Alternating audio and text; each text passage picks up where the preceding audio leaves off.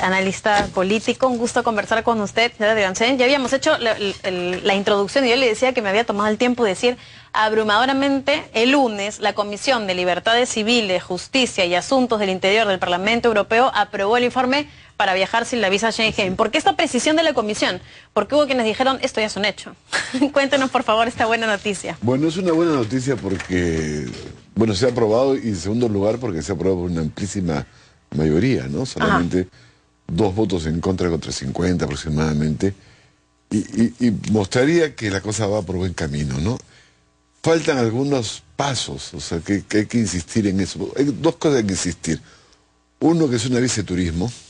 Exacto. No hay gente que puede pensar que se puede ir a trabajar tranquilo. Por 90 días, ¿no?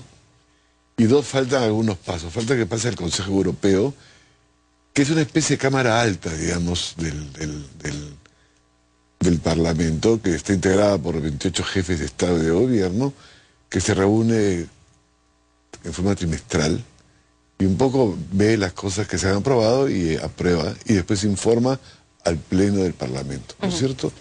Para que finalmente, creo yo, que se apruebe todo. Pero me parece que la tendencia es a que se apruebe. Hay que esperar, hay que esperar. Me imagino que este Consejo Europeo se va a reunir en este último trimestre, que es octubre, noviembre y diciembre. Esperemos que sea así y que ahí pase inmediatamente. El Consejo tiene que informar al Parlamento la aprobación que ha hecho, son ¿no? 50 votos a favor, 2 en contra. La verdad es que lo más probable es que se apruebe. Pero el tema es que no caigamos en triunfalismos, porque lo que yo vi, yo recibí justo, le decía, el correo que me suele llegar como nota de prensa, y cuando leí lo de la comisión me quedó claro, pero después empecé a ver en las redes sociales que era el furor de la gente diciendo me voy, ¿no? Ahí lo que hay que esperar, o sea, y bueno, ahí se han unido pues algunos partidos, aparentemente, bueno, que no comulgan, en el caso de España, el Partido Popular con el Partido Socialista Obrero Español, ¿no? Entonces, ellos han sido más o menos los articuladores con los verdes de Alemania, qué sé yo. Entonces sí me parece que es un elemento, es positivo que se apruebe en ese plano. Hubo 2 ahí que se oponían, ¿no? Sí. ¿Cuáles eran los argumentos? Que teóricamente el Perú no cumple con algunos requisitos en materia de seguridad, qué sé yo, ¿no? La primera vez que no pasó a la comisión fue por una parlamentaria rumana, ¿no? Y después ha pasado al final, ¿no? O sea, a la comisión. Y se le da cosas de seguridad, ¿no? O sea, ¿Renat Weber, ella es? ¿Rumana? No sé, Me parece que tengo así un nombre aquí. Pero en fin, estamos ya en carrera, en realidad estamos en carrera. Ahora, a ellos también a los europeos también les conviene, en particular a España le conviene que se agilice la eliminación del requisito de la visa, ¿no? Fíjate, el año pasado han ingresado a Europa, según información de la Superintendencia Nacional de Migraciones, 68.827 turistas peruanos. De esos han ingresado 41.000 a España. O sea, y hoy día en España había una crisis y por lo tanto... Claro, les conviene el turismo porque incentivar el turismo, incremento, ¿no? para ellos. Bueno, y les conviene, también ellos están, entre comillas, exportando profesionales a América Latina por la crisis, ¿no? Entonces yo creo que tiene que haber una buena relación. Ahora, lo que yo sí creo que es importante es que esto debe servir para discutir con los europeos, cosas que ellos también aceptan, a diferencia de los norteamericanos que no aceptan, son las políticas migratorias. O sea, los norteamericanos creen que esto es un problema interno radicalmente y nunca discuten su política migratoria. Nunca. O sea, tú puedes firmar un TLC como se ha firmado con Estados Unidos y no se discutió el tema migratorio. Los europeos son más abiertos a discutir temas migratorios. Es muy interesante su posición y creo que esto es importante, que esto es un paso para comenzar a discutir seriamente también el tema migratorio. Claro. Y por eso también nosotros estamos presionados, estamos pidiendo, y hemos enviado una propuesta de ley a la PCM, que ha formado una comisión multisectorial, para se promulgue una nueva ley de extranjería. Ah, qué bueno. Sí. ¿Y cuando dice nosotros, a quién se refiere, doctor? Al Parlamento Andino, en mi despacho, hemos trabajado junto con la Defensoría del Pueblo y la Comisión Andina de Juristas una propuesta de ley, ¿no? Porque la que existe ahora es absolutamente y radicalmente obsoleta. Entonces yo creo que así como tú pides que te traten bien, que te abran las fronteras, que no te pidan visa, qué sé yo Me parece que el comportamiento peruano debe ser un comportamiento similar, o sea, tratar bien a los que vienen, y en ese sentido la propuesta que hemos hecho apunta sustancialmente a cambiar casi toda la ley de extranjería, ¿no? Fíjate, un ciego teóricamente no podía entrar al país porque tenía que venir acompañado por alguien. ¿Un sirio? Un ciego. Un ciego, entendí. Un ciego. Ah, o sea, absolutamente discriminatorio. Totalmente discriminatoria. Entonces, evidentemente, la propia superintendencia reconoce que es una ley obsoleta, ¿no? También la PCM, y creo yo que es importante avanzar en ese sentido para emitir una señal a los países europeos, en fin, que nosotros no tenemos ninguna dificultad de recibir a la gente. No, vamos a estar, por supuesto, muy pendientes, pero sí, como señor, esto es bien importante. Claro. Para cerrar este tema de lo de la visa, si es que se diera o se concretara, ¿sería en diciembre?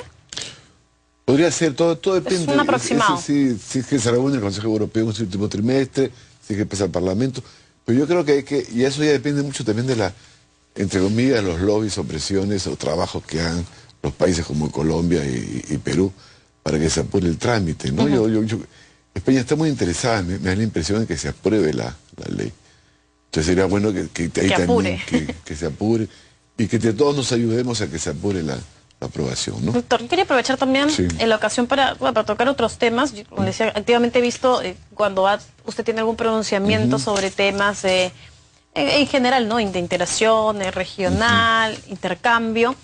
Generalmente usted se pronuncia y tenemos bastantes informaciones sobre temas de interés del Parlamento andino, pero en general las sensaciones que tiene en general la ciudadanía es que no se entiende cómo funciona el Parlamento andino, por qué, para qué.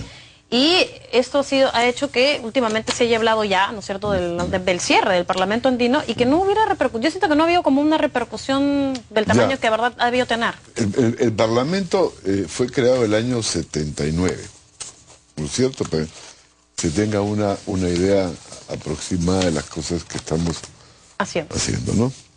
Del año 97 se da una serie de reformas y que permiten más adelante la votación o la elección popular de los parlamentarios andinos. En el caso del Perú, hay una ley del año 2004 que justamente permite la votación. El 2006 se elige y se ha elegido en el 2011. El problema que tiene el Parlamento andino, desde mi punto de vista, que es un tema que nosotros también lo hemos discutido, somos muy conscientes, es que no tiene efectos vinculantes, a diferencia del Parlamento Europeo. Claro. ¿No? Ahora, el Parlamento andino fue creado bajo el esquema europeo. O sea, darle alguna vez competencia. Iba por ahí, claro. Claro, y lo que pasa es que los ejecutivos, en mi opinión, y yo tengo una crítica ahí a la forma de integración, han en la práctica monopolizado la integración, ¿no? O sea, yo te pongo un ejemplo muy claro, ¿no? Hace unos días Colombia, por razones internas, ¿no es cierto?, ha levantado un conjunto de restricciones comerciales al Perú en materia sobre todo de productos agrícolas, la cebolla, frijoles, en fin, ¿no?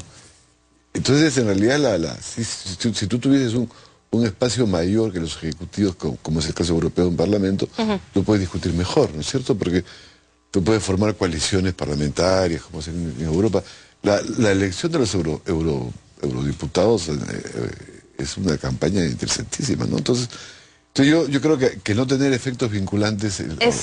Pide pues que se ejecuten las labores. Pero esa es responsabilidad tanto por nuestro Parlamento, que no ha exigido con fuerza, pero también este modelo de integración nuestro que tiene alta concentración de los ejecutivos y que en mi concepto permite los lobbies y los grupos de presión, o sea... Y yo creo que estamos frente a una crisis mayor de la integración. Pero sucede efectivamente cuando se señaló, cuando el pasado 19 de septiembre en esta reunión en Lima dicen se cierra ya el Parlamento andino y se concluye que y UNASUR tienen el mismo fin, el mismo miembro. Eso es lo que está sucediendo, hay duplicidad. Lo siguiente, hay una decisión la decisión 792, que es una decisión aprobada hace ya unos poco tiempo en realidad, ¿no?, donde se señala lo siguiente, ¿no?, para que veas qué cosa está en el fondo del problema, ¿no? Se va a crear una comisión de alto nivel para trabajar el tema de la integración. Esta comisión, que está integrada por el vicecanciller y el viceministro del exterior de de los 4 países. De los 4 países. Va a revisar todo el sistema andino Ajá. de integración, todo. O sea, estamos frente a un fenómeno radical de revisión de la integración andina, no solamente con el tema del Parlamento. Es como andino. una evaluación general de todo. O sea, por ejemplo, se van a suprimir comités andinos, en fin, hay toda una serie. Es una reingeniería, se puede decir. Total, sí, sí. Más parte del concepto mismo de reingeniería que fue encargado a dos instituciones, a la CEPAL, de la Fundación Getúlio Vargas. ¿Ya? Dentro de esta decisión, lo que se habla es iniciar el proceso de preparación de un protocolo que facilite la salida del Parlamento andino.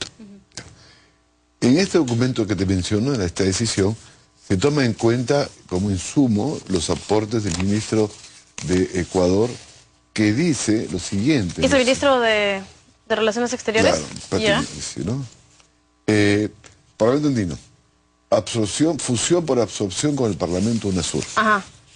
Y después, Eso es lo que... y en el documento de propuestas sobre la base de nuevos lineamientos estratégicos y priorización de ámbitos de acciones de la comunidad andina, se señala, respecto al Parlamento andino, se recomienda su migración al Parlamento sudamericano en el marco de UNASUR. Exacto. Ya, entonces, por lo tanto, la primera cosa que estamos pidiendo, y ayer nos hemos reunido Ayer han tenido una reunión, ¿no? con la canciller. Muy positiva, realmente muy... Pero ella está respaldándolos efectivamente, porque lo que yo he visto en general, ¿no? La verdad es que no hay un canciller andino que haya defendido, digamos, a cabalidad la existencia del Parlamento. No, le hemos hecho ver que, primero, que no nos parece correcto que uno se entere, entre comillas, de la supresión vía Twitter, como lanzó el canciller del Ecuador. Claro. Vía una conferencia de prensa, como lanzó la canciller colombiana, que por lo menos se debe comunicar a autoridades que han sido elegidas por el pueblo. O sea, no nos parece... ¿Y qué les dijo la canciller? Sí, por supuesto que sí, claro que reconoció que en fin, ¿no?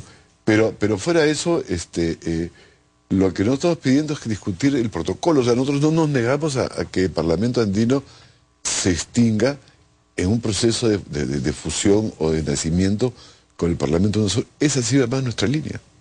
Porque en realidad yo soy consciente que hay que, entre comillas, suprimir o absorber o ver la forma.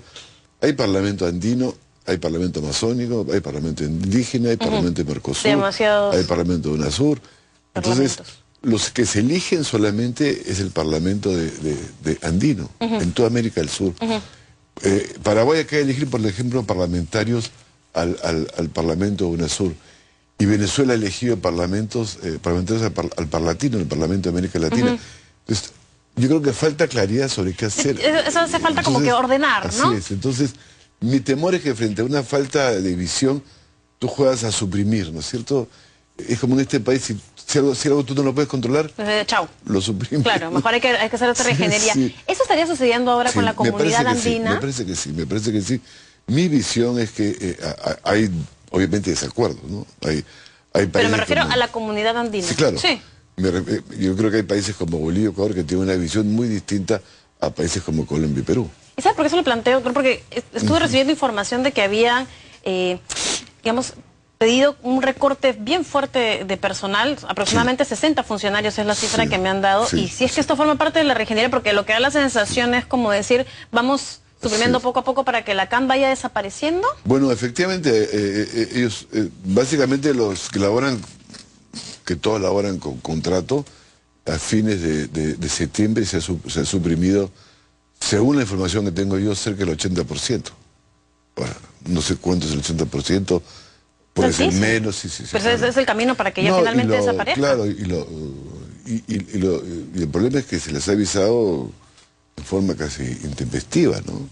No, claro, es terrible. Entonces, hay gente que ha trabajado 20 años, 25 años, que se han quedado efectivamente sin trabajo. Pero yo me hago la pregunta, bueno, está bien, pero ¿cuál ha sido el objetivo de suprimir tantos puestos? Eso es lo que no entiendo, porque si se supone que una cosa es parte de una reingeniería y que haya reducción para que siga caminando, o es que se está eliminando todo para decir, bueno, vamos apagando las luces. Yo creo que hay una crisis de la integración andina. El caso del Parlamento andino, que es el caso más